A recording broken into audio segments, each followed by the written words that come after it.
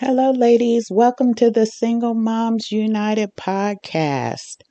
If this is your first time tuning into the podcast, this podcast is designed for the single moms out there that's trying to do it on their own. This podcast is here to motivate and encourage you as a single mother and to remind you you can do it. And how do I know? Because I'm a single mother and I did it. I'm an older single mother, so I have some experience under my belt. So, again, thank you so much for joining. And for those that have joined around the world, thank you. That really is putting a feather in my cap that I didn't expect. And so, hopefully, you find some value as well based on what you're hearing from me and that you're able to implement it into your lives wherever you're located in the world. So, thank you so much for joining, and I appreciate it and pass the word along to other single moms because this is designed to help and encourage and to, again, motivate. Today's topic is about decisions, decisions, decisions. And last week I talked about purpose. Do you know your purpose, your talent, your craft, and how do you go about finding that and expanding on it? And then hopefully, transfers over to your children so that they'll know their purpose in life and help them get through life and have an impactful life going forward. And that all comes from us as parents, as role models, because they're learning, they're watching, they're absorbing things that we do as far as them becoming adults, defining their character. So let's continue down that path of being positive role models. Some days it's not as easy as we would like it to be because things just happen. And that's fair, right? Things just happen. Today, again, I want to talk about decisions, decisions, decisions. When I first became a single parent, it was new. It was me turning to we. How do you adjust to that? And so a lot of times the decisions I made, some were good and some were not good. And that's based on the output of the decision I made. So now I want to share with you, as I've learned later on in life that wisdom finally kicked in, what's the best direction to go when it's time to make decisions regarding your life or decisions about moving, relationships, jobs, your school, your children and their schooling, etc., right? How do you go about making those decisions? Young mother, and when I moved out on my own, and I finally got my little 2 bedroom apartment, I didn't have a real conversation with the leasing agent. It was really her doing all the talking. And I was like, oh, okay. Oh, okay. And then I think one of the major questions was how much was rent and when was it due? And that was pretty much it. But now, as I realize things and I go back to when my daughter and my son moved out, I'm a little more thorough now with the questions with these leasing companies, right? Because they're just going to tell you what you need to know versus what you have to know. There's a difference because it's all about them. They really don't care for you. They just want that rent money. But there may be some hidden agendas that are happening that you need to uncover. And that's not only in that situation, but in all situations where you have to make a decision. If you're going to accept that job or not. They're just going to tell you the basics, ladies. We have to go in and uncover what we really need to know about that job if we're going to accept it or not.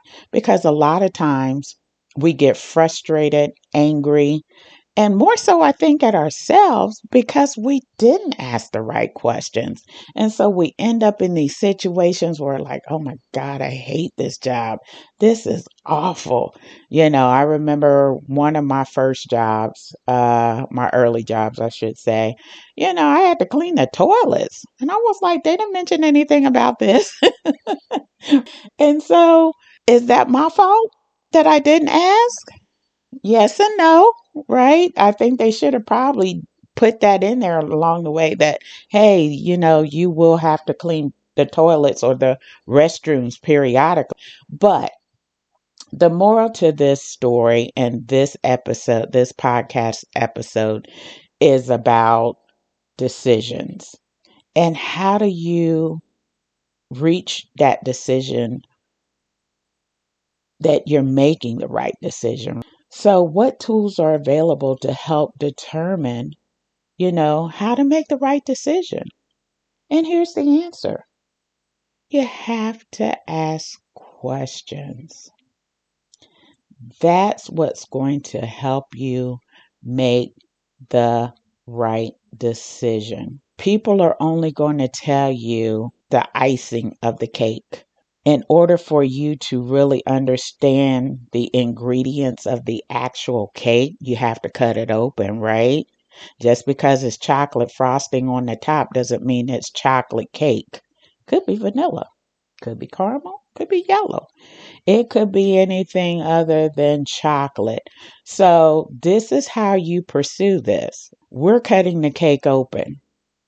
So, one of the things I wish I had have done better when I got my first apartment, not just only just asking her about how much is the rent, when is it due? But I really would have liked to have gotten more into the application process. Back then, this was the early 90s. And so, definitely a little different back then than it is today. But, ladies, if you're going out getting your first apartment, or even if you're getting ready to move, hopefully you've learned some things to do different as you transition to your new apartment. The application screening process. What does that consist of? Do they pull a credit bureau? In one of my podcasts, I talked about knowing your credit score, right?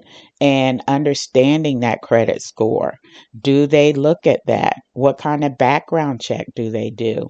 These are questions you should be asking them because they're not always going to volunteer that. Do they offer renter's insurance? Again, back when I first got my apartment, that was never discussed. So if there was a fire or some kind of natural disaster, I would have lost all my stuff and would have probably had to move back home with my mom because I didn't have renter's insurance. And renter's insurance covers your belongings, and you should want to have that. In addition, and it's pretty cheap. Well, at least it was back in the day. It was only like $20 a month or something like that. And I'm assuming it still may be around that area. If you don't have it, ladies, I would encourage you to get it. All these insurance companies out here: Progressive, Geico, Allstate, State Farm, just to name a few.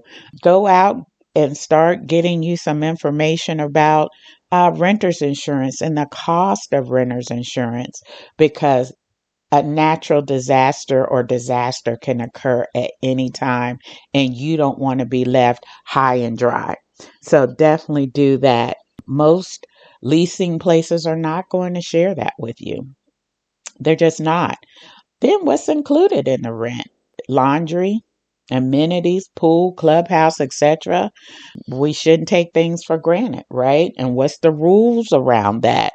Are there rules? We don't want to find out later on, like, oh, well, you weren't supposed to do that, or you were only supposed to do this day. Because again, they're not going to go into that level of detail about rules unless someone really did something bad recently and they had to incorporate something new. They're not going to go over that with you. So you take that opportunity to be proactive and ask them. Okay. Here's a big one that I did not ask was a grace period as it relates to paying your rent. I do remember her saying it's due on the first of the month. And that was pretty much it. But many of these places do have a 5 day grace period. So you want to make sure you understand what that is. And then you also want to understand if there's a late fee policy linked to that and how much is it. And then also, is it due right then and there, or can you pay it the following month? These are things you need to ask, ladies, especially if you're on a budget and you just was able to scrounge up the amount to pay this month's rent. You're not sure, if you're going to have that. And I'm not sure what the late fee is, but if you're going to be able to include that. So you want to ask and get clarification around that. Here's another big one. Can I pay my rent in increments? And what do I mean by that? As far as budgeting, let's just say, and I know you all are going to be like, are you serious? But let's just say rent is $500. Let's say 600 and you want to pay 150 a week. Do they allow that? Or is it due all in one lump sum? It's just something to ask. And the only reason why I mention that is sometimes when we try, and again, when I say we, me, try to set stuff aside specifically for rent, I get tempted and I use it on something that I'm not supposed to use it on. And so, therefore, I'm scrounging to try to come up with that little bit of money to replace it. Whereas if I could pay it right directly to the leasing office, that's going to resist that temptation and I'm going to be good at the beginning of the month. So, something you can ask about. I'm not sure if they do anything like that today, but things are so different now, and you probably have the ability to pay online, which is cool. So you could probably just go ahead and pay a little bit here, pay a little bit there, and then you don't have to drop it all at once at the beginning of the month. So something to think about. And here's another big one, deposit. So when you put that deposit down, how soon after you leave the premises do you get it back? What would cause you not to get it back? You would want to understand that process because, again, they'll say, well, you didn't clean it and you didn't do that, so you're not getting your deposit back. And you're like, hey, wait a minute. All of it? All I left was a crumb, on the counter, and you're going to take my whole deposit? So you would definitely want to clarify the rules around the deposits that they are taking. After you leave, you're expected to get it back. Is it 2 weeks, 3 weeks? How does that occur? The other thing around deposits that I found was beneficial when I moved from my apartment to a townhouse, the same company owned both properties. So I was able to transfer my deposit when I moved to my townhouse, which was really, really cool. So that's another question you would want to ask this particular property is who owns it, right? And what other properties do they have? And can that deposit be transferred if you decide to go with something bigger than what you have now? And so that was really nice that I was able to just pick up and move and just put down a new not a new deposit, but just pay my rent for that month. So I didn't have to come up with another deposit, get it out, go up and pay them. It was great that I was able to just transfer everything. So that's something else that you should ask about. Also, emergency maintenance. Again, they may just quickly say, yeah, maintenance is available, blah, blah, blah, blah, blah. What happens if the toilet gets stopped up, right? One of the kids drops something down there and the toilet is overflowing. What is their emergency maintenance policy? That is something you need to know, especially when you got kids. Because while we train them to do right and be good children, some of them will go to the left and do some things that they're not supposed to do, which may cause a maintenance emergency. So you would definitely want to follow up with the landlord, get that type of thing written out, because if it's cold outside and the heat goes out, I'm not on a Saturday. Why do I have to wait till Monday for them to come fix that? These are things you need to know, ladies. And these are things I wish I knew back then. I didn't have that issue, but I wish I would have been able to ask these types of questions. Even the complaint process. How do you file that? And if they go over it, okay, thank you. What is the process? What's the turnaround time? Because I don't want this to go on for a whole week and you saying, I got it, but you're number 99. No, no, no, no. I really need to know how soon what the turnaround time is related to complaints. And the reason why you want to know that is if they're taking their time and responding to complaints, maybe you shouldn't move there, because that will also illustrate they probably have a lot. When you ask questions, things get revealed without them even saying it. So that's why you have to ask these questions. Early lease termination. Before I moved into my current home, I had to break the lease. I was ready to go. I was ready to go. Deuces, I got to get out of here. The landlord, he said, well, there's a fee for breaking the lease. Well, we never discussed that when I signed the lease. So this was new, right? And I was only breaking it 2 months early. I gave him 30 days notice. So I didn't understand. Definitely understand early lease termination. If you got to go, you got to go, or things may have just happened that you have to leave. So these are things you want to discuss well in advance of signing that lease. Parking, if it's a big complex, what is parking? Do I have a designated spot or not? These are things that are important, especially if you have groceries and you got to get them groceries in the house and you got to park down the street and around the corner because you don't have a designated parking spot. And heaven forbid it's a weekend and then folks have company over, so they're taking up all of the normal spots, right? Because they're guests. And these are just things you need to discuss. And then here's another critical one, especially with the children. What's the crime like in this area?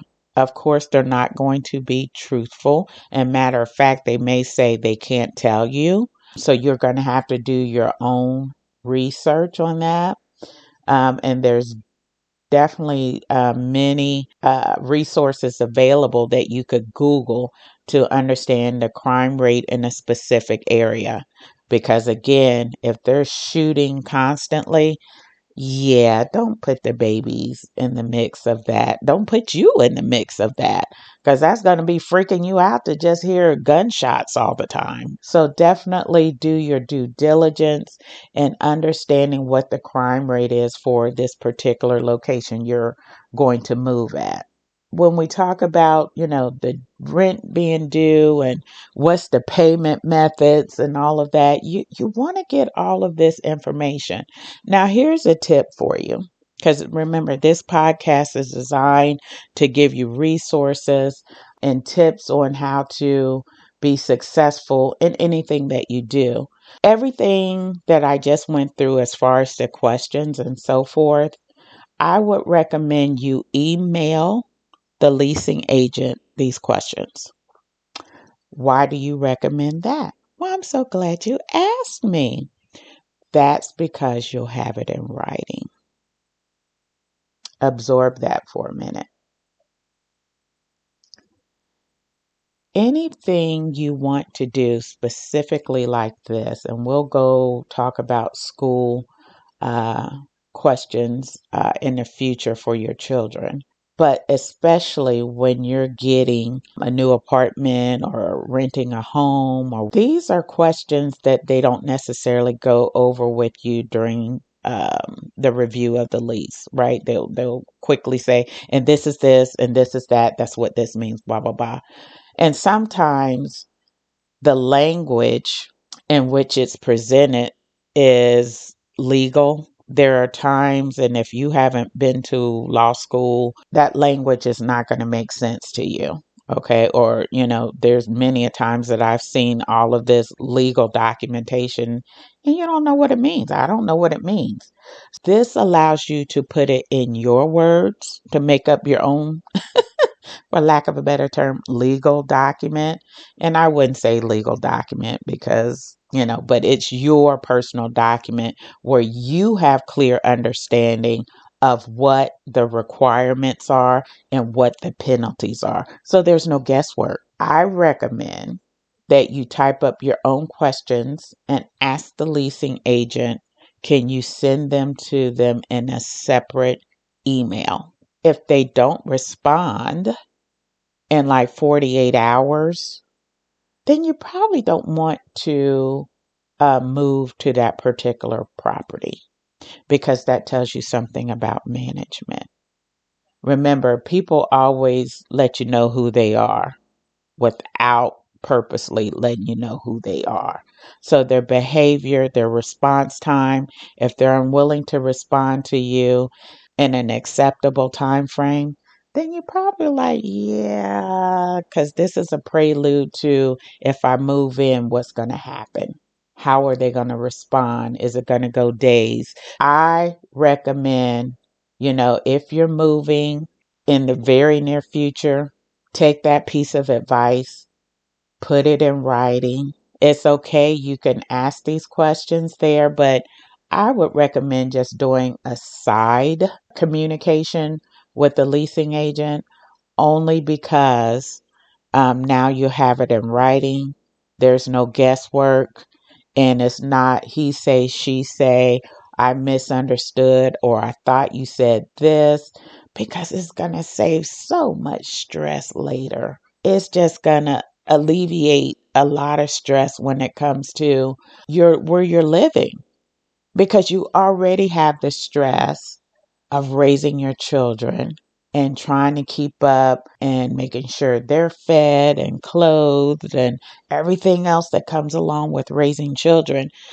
You don't need the added stress of, the apartment owner giving you grief about something where they said, we told you this. And it's like, what? When? When? Well, we did. And now you're bickering with them and you're upset. You can't sleep. And now you got an eviction notice on your door and all of this.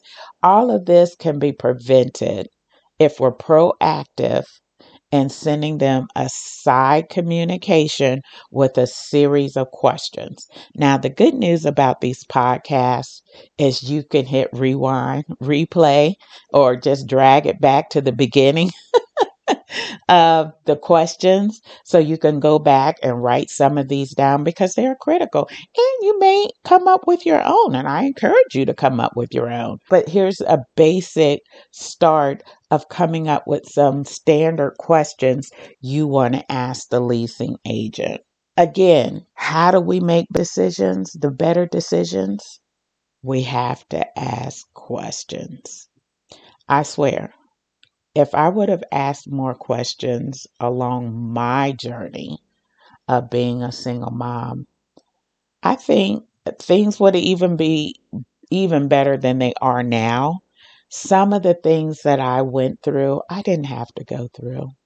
I didn't have to go through. And if you think about it, some of the things you're going through, you don't have to go through that. And it's all because we're just not asking questions. Even in relationships, when dude comes by and say, "Hey, beautiful, how you doing?" "Oh, I'm good. How you doing?" And all of a sudden, y'all get to talking and so forth, and somewhere along the way, you forget to ask some critical questions, like, "Are you married? You got a significant other? Is she crazy?" We have to ask questions, ladies. We have to. It's going to make your life so much easier to know as things come along and we have to make decisions. Let's not jump in with both feet. Again, that was part of my problem. It looks good, it smells good, everything seems to be lining up. Why do I need to ask questions?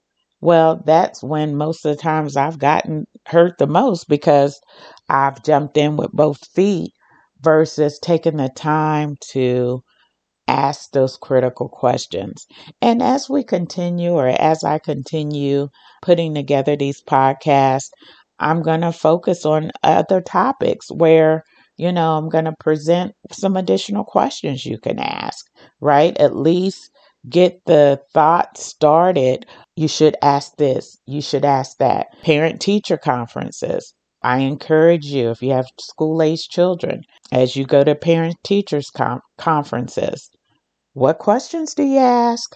Don't just let them come in and say, well, little Johnny is doing this and little Johnny's not doing that and little Johnny, I need to know a little bit about you, ma'am. How are you presenting it to him?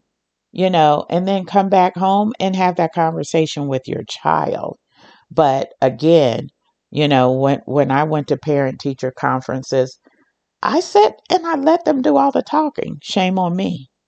Shame on me. But I didn't know any better. So I let them do all the talking, assuming that everything they said was correct. Whereas I don't want to use the word challenge, but I should have had more questions. Is there a plan to fix some of these behavioral issues you're talking about my child has? Okay. And when will you put it together? And what can we regroup and discuss these behavioral issues? Versus, oh, little Johnny, he can't sit still and he's doing this, he's doing that. Okay. But I need to know more. And how you define this. How do you define his behavioral issue is different from Joey's? Right? Those are questions we need to ask. And then if they start stuttering and stammering, okay, well you just shot yourself in the foot because as a teacher, as an educator, you shouldn't be stumbling over your words when I ask you questions. Again, ladies, I hope you found this podcast to be a helpful tool for you. I hope you found today's topic to be extremely helpful because we have to make decisions every day. Some of them are light decisions and some of them are harder decisions that we have to make. And so hopefully planting the seed of you being more equipped to ask questions. You're all mature ladies and you should be able to figure out and come up with a few questions. Now, you don't have to have a book, but you might want to, come up with 3 or 4 good questions if it's a significant decision you have to make because it's going to save you some heartache and drama in the future because you know in advance, or at least what they tell you in advance, of what the outcome is going to be. So thank you all. Thank you, thank you, thank you for joining Single Moms United podcast. I really appreciate it. Tell your girlfriends, tell everyone. And I'm not trying to pull my own chain, but this is a good topic today. So it's not just for single mothers, but anyone making a tough decision or having to make a decision. If you're already doing that, kudos, but many of us are not. And so share, spread the word with your friends. I really appreciate you dropping by for another episode next week. And thank you. And you all take care.